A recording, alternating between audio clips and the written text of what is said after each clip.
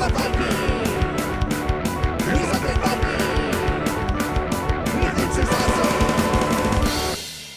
everybody, it's me, Undead Viking, and this is Tiki Island. Tiki Island is a game for 2 to 6 people. Yeah, 2 to 6 people.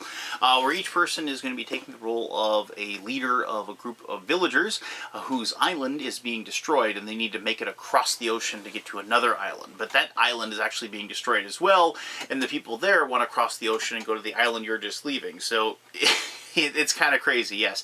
But the cool thing is that, like, you're kind of battling against each other, like, you know, so you're both trying to flow and you get to the other side, and you're getting in each other's way. And along the way, you're going to be creating islands and putting them in the oceans. You're going to be playing cards that allow you to, like, attack each other and things like that.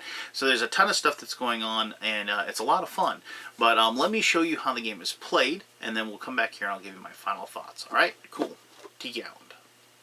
This is Tiki Island, and these are the islands that your little wooden creatures are trying to escape from. Now remember, you're trying to escape directly across, so depending upon how many players you have, if you have an even number, it's pretty obvious you want to have them directly across from each other. If you're going to have like 3 or 5, you're going to want to make sure you at least get them kind of close. I have set it up for 6 people in this situation, so each island is contained. Now you start here and you have to make it over here, so red needs to get where purple is, and so on and so forth. And you can kind of see each of them have their little cataclysm that they're trying to escape from. You know, there's this big whirlpool, a tidal wave, the kraken, and so on and so forth. You know, and of course, yes, they're escaping from one island just to another island that's going to destroy them as well. But nobody ever said that you were smart. You just wanted to escape whatever it was that you were dealing with at that time. All right, so you determine the first player, however you determine the first player. Each person gets one of these cards to start with. I'll talk about those towards the end of this how-to video here. But your turn is really, really simple. What you do is you just take a die. So if it's orange would roll a die, and they got a 2. And then you'd look, each person gets one of these little player boards.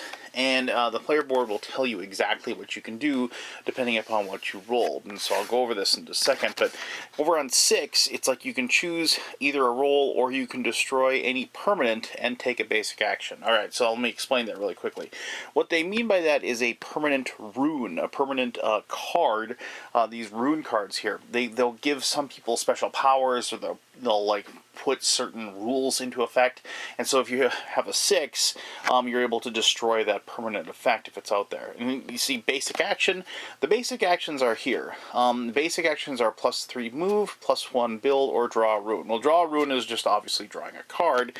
But with the +3 move, that means you just get 3 movement points, and a +1 build means you get to build 1 island on the map. Alright, so now that should make a little more sense here. So like a 1, you get +4 moves, so you get 4 moves, 2 builds. A 3 is 2 moves and a build. A 3 is 3 move and a soar, and I'll explain soar as well here in just a second. And then 5 is draw rune, and then +1 move. And then now whenever you roll, it's like you rolled a 2 here, you'd get +2 build. If you want to take the +2 build, you can go ahead and do that. If you don't want to do that, you can then just take a basic move if you so desire, one of these 3 options. Alright, so basically, with basic move, basically, no. So if you're going to build, you have these little tokens, and these are double-sided. They have blue and orange on either side, and then those are red and green, and those are purple and yellow, Minnesota Vikings colors. But anyway, if you're doing builds, you just place the builds out onto the board. Now there is one caveat. You'll notice that there is this little disc here. That is your island's Tiki. That is kind of like your the soul of your race, the soul of your island, or whatever. The goal of the game is to get your villagers to the other side. Your Tiki doesn't have to go there, but you're going to have to be moving your Tiki. And the reason why you're going to have to move your Tiki is that the only spots normally that you can walk on are your own islands. You can't walk on a blue island. You know, that's just not an option for you. So you have to kind of build out these little movements and these little isthmus and what have you, and build them to get across the other side. Now there are ways around that, and I'll explain that in just a little bit. But the big thing is that your Tiki, you can only build within 3 spots of your Tiki. So if you had +2 build, you could go like that, because this one is, 1 2 1 2. You could go here because it's 1 2 3. So the range of the Tiki. Now I just set those up the way they are. They don't have to be off to the side. It would actually probably be a better strategy to have it in the middle, but I just wanted to kind of set everything up kind of symmetrical, if you will. So that's really the entire game. You roll a die, you choose your action, you go. When you do a move, so like if you have a move here, let me just show. And these are neutral islands. In a 5 or 6 player game, you have these neutral islands on there. You can walk through a neutral island, but you can't stop on a neutral island. So just keep that in mind. You also can't move past another person that's in your way. So let's say, for example, we have this setup so far. Now normally everybody be going and they'd be building things up. I'm not going to show you everything. So if you had 3 move, you could go 1 2 3 like so. You could also go like this. You could say 1 2 and then 3. You don't have to use all your movement on one of your villagers.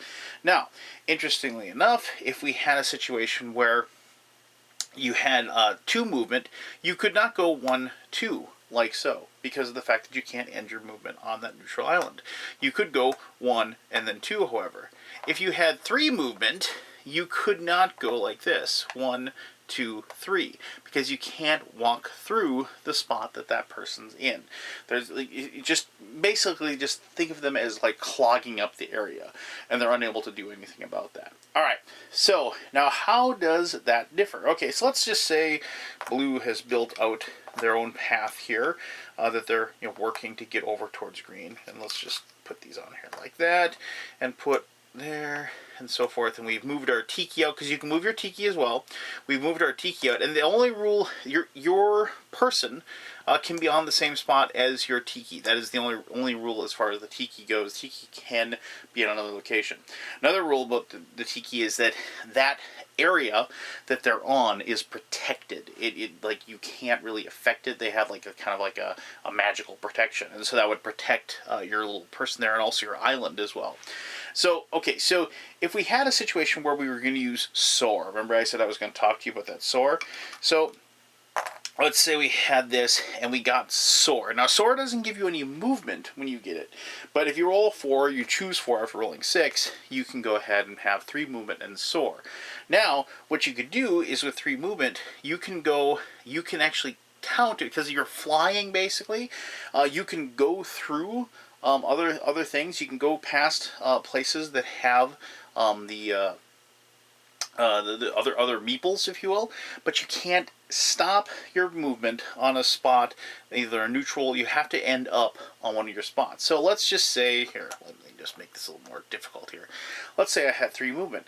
I could go 1 2 3 with soar, because of the fact that I can cross over that. So just, that's what the soar descriptor means. All right, so let me explain a couple quick things here as far as the cards go, and then you're probably going to have a really good idea of how to play the game. So cards basically give you special powers, special abilities, and things that they can do, and I'll show you some cards here in just a little bit. But they also, you'll notice right here on your sheet, if you have cards, you can discard 1 for +1 move, you can discard 1 for a build, and you can discard 2 to gain the ability to soar. So if you got like +4 move, and you had 2 cards, you could discard the 2 cards, you can get the soar ability for that round, and then you could have 4 move. So in this, if we had, this situation again, you could go, 1 2 3 4, and, get this guy up even closer, so soar, like, it can be added on if you have cards to distribute. All right, so the cards themselves, normally you get 1 at the beginning of the game, and that's available. Other cards that you collect, they are not active until like the end of, like, till your next turn, or really, so that you can't use them immediately after getting them. All right, so cards are going to have, like, here's like Rickety Boat. It says it's a permanent, so this is one of those permanent things.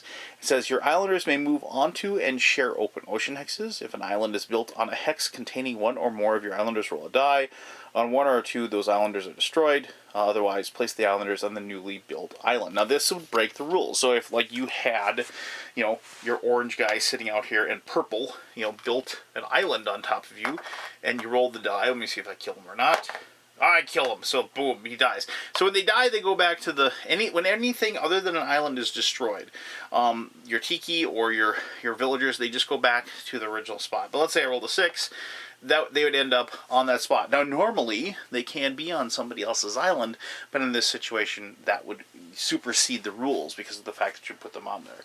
I should also mention that nobody can ever go onto either a target or a landing spot that isn't theirs to go towards. Blue can't go traipsing around over here.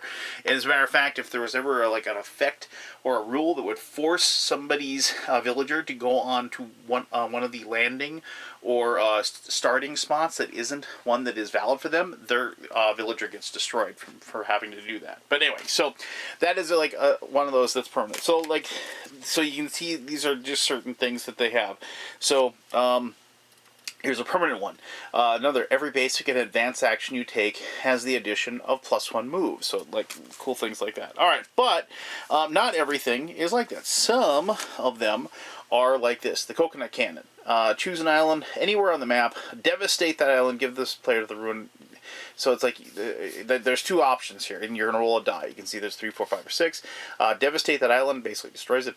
Give this ruin to the player on your left, or you neutralize that island. So neutralizing an island actually causes it to become a gray island. So if you attack this island and you got to devastate it, okay, I should mention devastate is actually an island that has this black circle around it, and a devastated island is just that, it's been devastated.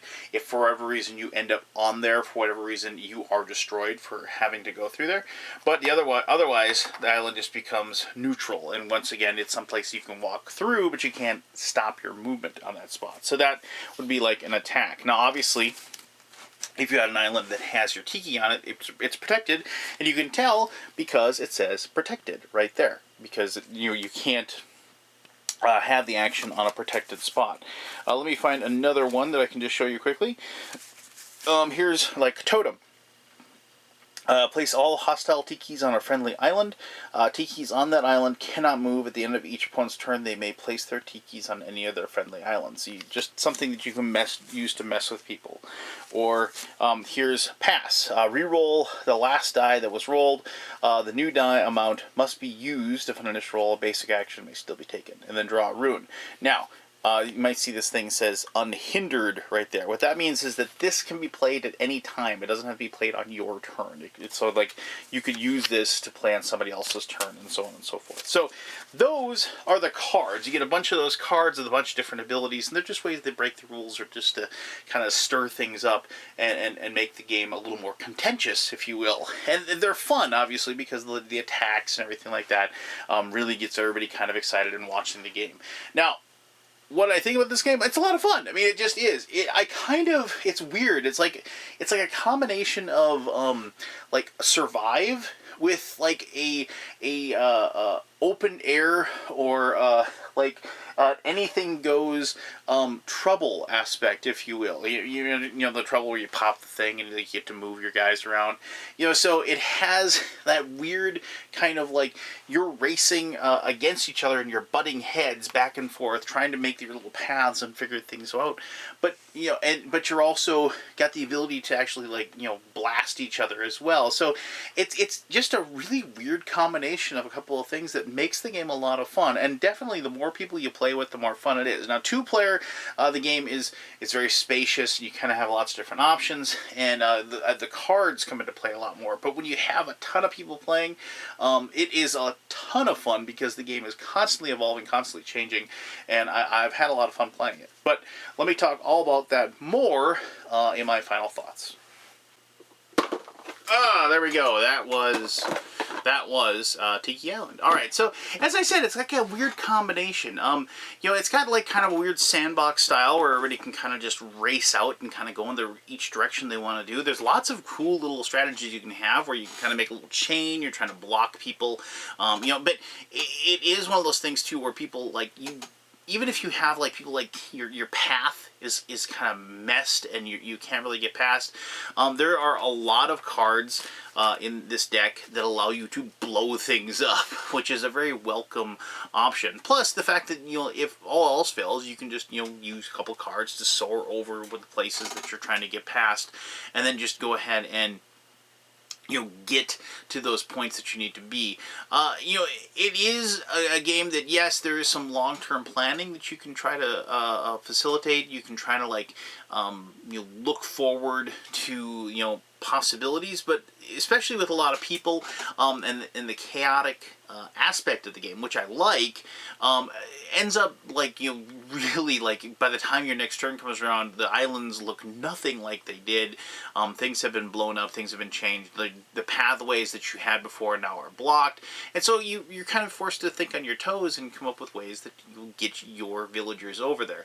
Now, once your villagers get over, it's just kind of like, as I mentioned, Trouble. Once they're there, once they're at home, they're safe. They can't be beaten. You actually just remove them from the board and place them in your scoring. And that is the way the game is won, is the last person, the first person to get all of their villagers safe is the winner. Now, that does lend itself towards a fun little thing where, like, basically you can see the people trying to make it, and so you start having that cool table talk going on. Everybody's like, you gotta stop yellow. They're getting closer to a win, and then you're trying to convince the other people to, like, waste their turns, preventing that person winning when you're, like, trying to actually, like, win yourself. And so the game kind of opens up and has a little bit more, there's already a ton of player interaction, but then you're actually doing the game beyond the game of having the discussions and figuring out how you're going to stop these people and what have you. And then usually what it comes down to is, like a few lucky die rolls, it's people getting that exact number they need. They need 4 moves, so they roll the perfect number to get that 4 move and things like that. So, is it like, does it have a lot of chaos? Yes. Does it have a lot of randomness? Yes. But I think that going into this game. If you're looking for a very dry, deterministic Euro, you're probably not going to want to play Tiki Island. But if you want to play a fun little game about blowing each other up and blowing up each other's islands and racing across the ocean, then I would strongly suggest you take a look at this one. It is a heck of a lot of fun, and I played it 2-player with my daughter, and we've had a lot of fun, like, figuring out little paths and things like that, and trying to be more efficient than the other person. But I've also played it, with my daughter and 4 other members of my gaming group, and we've had an absolute blast of swearing revenge and, like, teaming up on people and things like that. And I enjoy that type of gaming environment. I like that gaming experience where I can, like, just be very, very frustrated as people are ganging up on me, as my daughter, like, once again, sinks my islands and makes my villagers be destroyed, so I got to start all over again, which she giggles incessantly when she does. But that's all part of the fun, and the game tells a story, and even if you lose, you still have a good time, and I think that's a really good sign of a good game. Alright, cool. Well, that is Tiki Island. If you have any questions, ask away. I'll be happy to answer those to the best of my ability. As always, thank you very much for taking the time to watch this video, and until next time, I'm the Undead Viking, and I'm telling you to have yourself one heck of an awesome day. Alright, bye-bye.